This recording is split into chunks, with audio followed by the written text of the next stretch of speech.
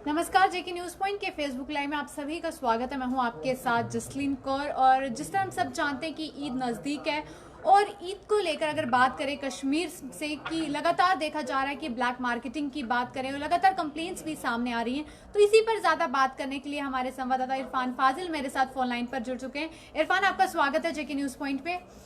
Thank you very much Jasleen, बहुत बहुत शुक्रिया। इरफान, आपसे जानना चाहूंगी, अगर आप हमेशा वहां ग्राउंड जीरो पे रहते हैं तो क्या कुछ वहां से स्थिति की बात करें, क्या कुछ सामने आ रहा है? और जिस तरह आपने बताया कि वहां पर बात करें तो ईद को लेकर भी लोग जो है कहीं ना कहीं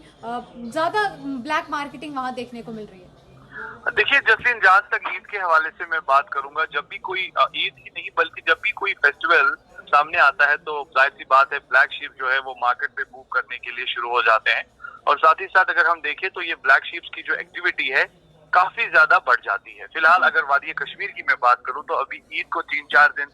बचे हैं, 4-5 दिन बचे हैं, तो हम देख रहे हैं कि लगातार कहीं ना कहीं, चाहे वो शहर खास को लेकर मैं बात करूं, रूरल एरियाज से लगातार खबरें मौसूल हो रही है कि मनमानी चल रही है। सब्जियों के दाम कुछ और सरकार ने तय किए हैं, मगर वेंडर जो है वो कुछ अलग ही दामों में चीजें बेचना शुरू कर देता है और पूछने के लिए कोई है नहीं। और दूसरी जानिब अगर देखा जाए कि जो सीएपीडी महकमा है, फूड एंड सप्लाईज डिपार्टमेंट है, जो इस चीज को देखता है, पूरी तरह से कंट्रोल करता है,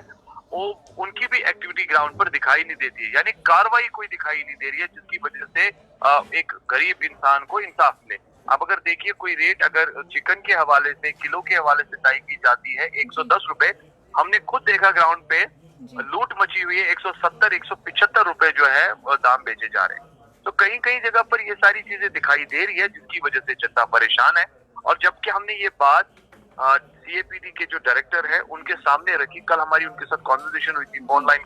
पे कॉन्वर्सेशन हुई थी, तो उनसे हमने पूछा कि आखिरकार ये माजरा क्या है, और उन्होंने हमारी बात से इत्तेफाक किया। उन्होंने कहा कि आप बिल्कुल सही बोलते हैं, इस वक्त ग्राउंड पे ये सारी चीजें हो रही है, मगर उसके लिए हम कमर कस रहे हैं, साथ में मीटिंग्स भी हो रही है, और आने वाले टाइम में हम कोशिश करेंगे इन ब्लैक शीप्स को उनको सजा मिले और गरीब को इंसाफ मिले। मगर सवाल यहाँ पे ये बनता है कि वो मीटिंग्स और वो बात जो है वो जूं की तू है। अभी तक इस तरह की कोई भी ऐसी जी हाँ फैसिलिटी हमने नहीं देखी, या कोई ऐसी स्पेशल ड्राइव नहीं देखी जो सीएपीडी की महकमे की तरफ से या दीगर जो इसके लिए जो टीम्स डिप्यूट की जाती है ताकि इसको कंट्रोल किया जा सके। यानी कह सकते हैं कि लोगों के साथ फाइनेंशियल क्राइसिस है, लॉकडाउन है, पैसा नहीं है, मगर उसके बावजूद भी जी हाँ कुछ ऐसे ब्लैक शीप जो मार्केट में इस वक्त फायदा उठा रहे हैं। इसलिए बिल्कुल इरफान, जिस तरह लॉकडाउन भी चल रहा है, फेज 4 का आज सेकंड डे भी है, तो उस हवाले से भी अगर बात करें तो ग्राउंड जीरो में किस तरह की स्थिति जो है इस वक्त कश्मीर में देखने को मिलती है, और जिस तरह ईद भी नजदीक आ रही है तो क्या उसको लेकर जो है कोई रिलैक्सेशन जो है कश्मीर में मिल सकती है? डिप्टी कमिश्नर ने अभी रिसेंटली एक जी हाँ एक सेशन किया था जिसमें वेंडर्स, मार्केट ग्रोसरी से रेलेवेंट लोग थे, बेकर्स थे या दीगर वो लोग जो अपने काम को अंजाम देने के लिए स्पेशली ईद पर जो है वो अपना कारोबार खड़ा करते थे, तो उनके साथ एक सेशन हुआ जिसमें सबसे पहले बात की गई सोशल डिस्टेंस को लेकर। सोशल डिस्टेंस जो है उसे काफी ज्यादा इंपॉर्टेंट फैक्टर माना जाता है इस वक्त कोविड-19 को लेकर, जो कि पूरे वर्ल्ड में जिसकी बात चल रही है। तो सबसे पहले सेशन वो हुआ। दूसरी बात, वहां पर फूड और ग्रोसरी और बेकरी को वालों को ये समझाया गया कि अगर आप अपना काम जो है घर से शुरू करते हैं तो वहां पर फ्री होम डिलीवरी सर्विस की जाएगी, यानी विद हाइजीन और प्रॉपर पीपीआई किट्स के थ्रू इस काम को आप अंजाम दे सकते हैं। और रही बात कि जो ग्रीन जोन एरियाज है वहां पर अभी भी कुछ मतलब इस तरह की रिलैक्सेशन की खबरें तो नहीं आ रही है, क्योंकि लॉकडाउन कंप्लीटली है। और लॉकडाउन के साथ हम देख रहे हैं कि सरकार ने मुकम्मल तौर पे जिस तरीके से एमएचए की गाइडलाइन सामने आई है कि 4th फेज चल रहा है और इसमें 31 तारीख तक लॉकडाउन को भी कंटिन्यू किया गया, और वही सिचुएशन कश्मीर घाटी में भी है। जिस तरह की चहल पहल ईद को लेकर हर साल होती थी, आज बिल्कुल भी वो नहीं है, मगर कहीं कहीं जगह पर जी हाँ कॉम्पनसेशन के मामला सामने आ रहे हैं। अगर मैं ट्रांसपोर्टर्स की बात करूं, अगर मैं बिजनेस फेटर्निटी ट्रेडर्स की बात करूं, या उन लोगों की, अगर मैं टूरिज्म इंडस्ट्री की बात करूं जसलीन, तो हर कोई इस वक्त ये बात कर रहा है कि हमारा भी सोचने की जरूरत है, यानी कंपनसेशन को लेकर हम लोगों के बारे में भी सोचने की जरूरत है। जब कोई कारोबार नहीं है और पैसा नहीं है, यहाँ से किस्तें बैंकों को देनी पड़ती है, लोन लिए हैं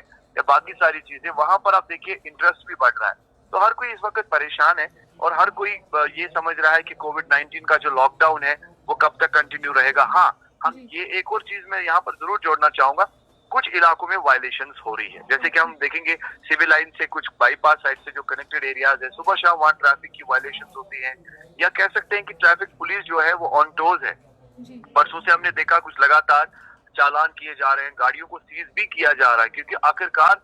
इस वक्त ये ड्राइव कंडक्ट करने का सबसे बड़ा इंपॉर्टेंट रीजन ये है कि लोगों को समझाया जाए कि बाहर घर से ना निकले, क्योंकि इस वक्त जो वायरस फैला हुआ है ये इंसान की जान ले रहा है। और आज भी हम देख रहे हैं तकरीबन 11-12 के करीब जो केसेस है वो घाटी में नजर आए हैं। तो कह सकते हैं कि लगातार ये सिलसिला बढ़ रहा है, चेन ब्रेक नहीं हो रही है, एक साइड से वायलेशंस हो रही है, दूसरी साइड से सोशल डिस्टेंस को मेंटेन नहीं किया जा रहा है, और ईद पर लॉकडाउन भी है। और आने वाले टाइम में अभी हम कह नहीं सकते हैं, क्योंकि कश्मीर को फिलहाल एंटायरली रेड जोन करार दिया गया है, क्योंकि जिस तरीके से लगातार अनंतनाग से आंकड़े बढ़ रहे हैं, अगर मैं कुलगाम की बात करूं, बांडीपोरा की बात करूं, कहीं ना कहीं किसी कॉर्नर को या शहर श्रीनगर को लेकर बात करूं, तो आंकड़ा जब बढ़ता हुआ दिखाई दे रहा है। आप देखिए कल 100 से ज्यादा केसेस सामने नजर आए, तो कहाँ कैसे ये लॉकडाउन जी हाँ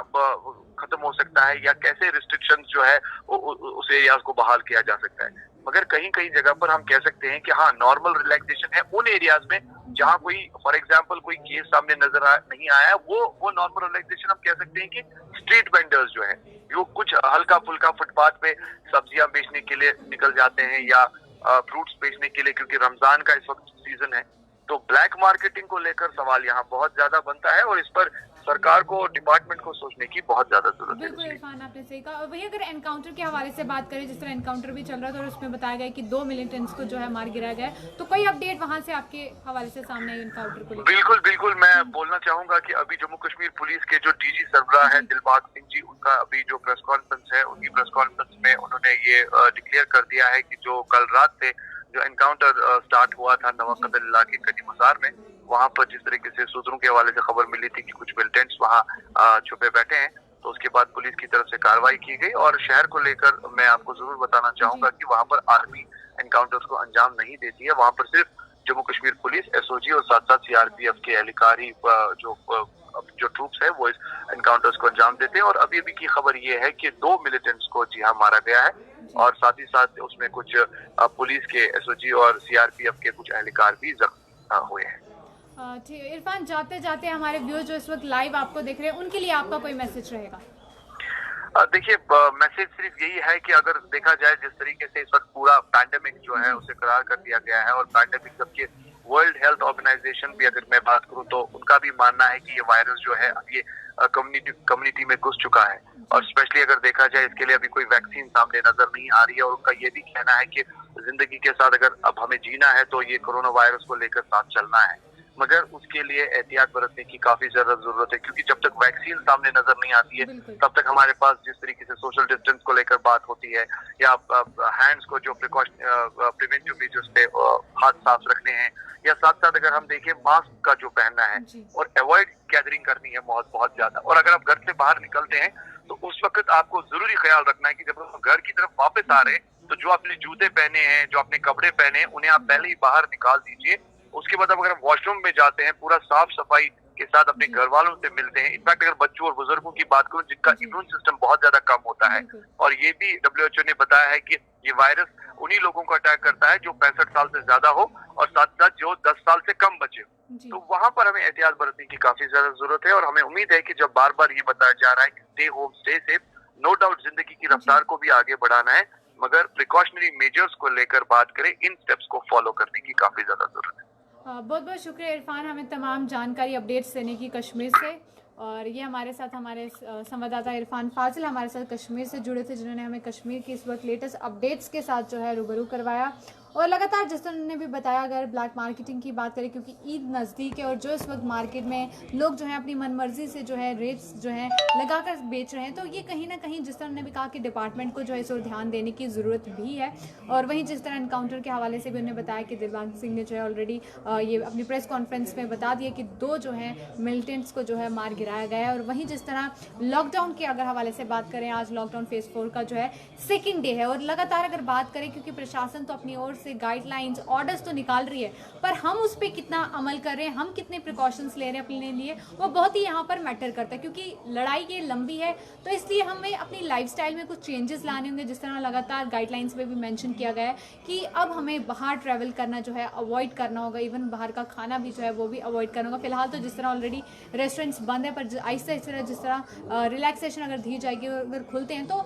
हमें फिर भी जो ये चीज़ें वो थोड़ी अवॉइड करनी है। और घर से अगर हम बाहर निकलते हैं तो अगर इतना इंपॉर्टेंट नहीं है तो एटलीस्ट सिर्फ घर का एक ही मेंबर बाहर जाए और सामान लेकर आ जाए, सब ना साथ में जाएं। और जब घर पर भी हैं और घर से जब बाहर निकलते हो तो मास्क पहन के जाएं, क्योंकि जब हम पब्लिक प्लेस में जाते हैं तो बहुत सारे वहाँ पर लोग भी होते हैं। इवन जब हम कुछ घर से सामान लेने के लिए बाहर निकलते हैं तो जनरल स्टोर के बाद आप देख सकते हैं कि कितनी सारी लाइन भी लगी होती है। तो इसलिए खुद प्रिकॉशन लेना बहुत इंपॉर्टेंट है, क्योंकि हर बार आकर आपको कोई टोकेगा नहीं, रोकेगा नहीं। तो आपको अपनी सेफ्टी का जो है, अपना ख्याल जो है खुद रखना है, और वो तभी पॉसिबल है जब आप अपना ख्याल रखेंगे। क्योंकि अगर आप अपना ख्याल नहीं रखेंगे तो आप अपनी ज़िंदगी के साथ साथ जो आपके अपने भी हैं उनकी ज़िंदगी भी खतरे में डालेंगे। और जिस तरह इरफान फाजिल हमारे रिपोर्ट ने भी बताया कि जब आप बाहर से कभी घर जाते हैं तो अपने शूज़ और जो भी सब कुछ है ये बाहर रख के जाएं, क्योंकि हम बाहर से आते हैं और जो घर वाले हैं तो कहीं ना कहीं वो इन्फेक्टेड हो सकते हैं। तो ये सब चीज़ें जो हैं बहुत मैटर करती है, क्योंकि लड़ाई लंबी। और आज इंडिया का आप सब जानते हैं कि 1 लाख हमने क्रॉस कर लिए ये मार्क, और बहुत इंपॉर्टेंट है कि हम इस चीज़ पर ध्यान दें, क्योंकि ये कोरोना वायरस महामारी जो है इतनी जल्दी नहीं जाने वाली। तो हमें बहुत ज़्यादा सख्ती से जो है प्रिकॉशंस लेने, खुद जो है एहतियात यहाँ पर हमें बरतने पड़ेंगे। तो फिलहाल के लिए दीजिए इजाज़त, और बाकी अपडेट्स के लिए आप बने रहिए जेके न्यूज़ पॉइंट के साथ।